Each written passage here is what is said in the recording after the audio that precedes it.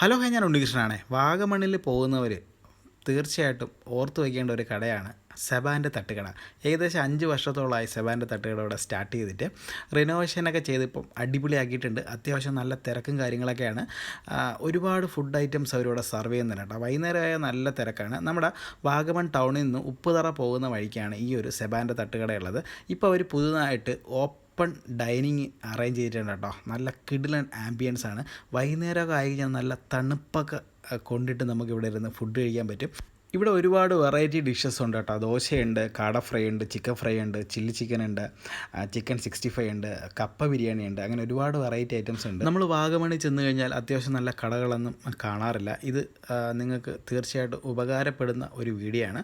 രാത്രി 10 മണി വരെ ഈ കട തുറന്ന് പ്രവർത്തിക്കും കേട്ടോ. അപ്പോൾ നിങ്ങൾ വാഗമൺ വരെയാണ് ജസ്റ്റ് ഒന്ന് ട്രൈ ചെയ്യാൻ മറക്കണ്ട. നമ്മളെ വാഗമൺ ടൗൺ കഴിഞ്ഞ് തൊട്ട് താഴെ തന്നെയാണ് ഈ ചെറിയൊരു തട്ടുകടകൾ കേട്ടോ.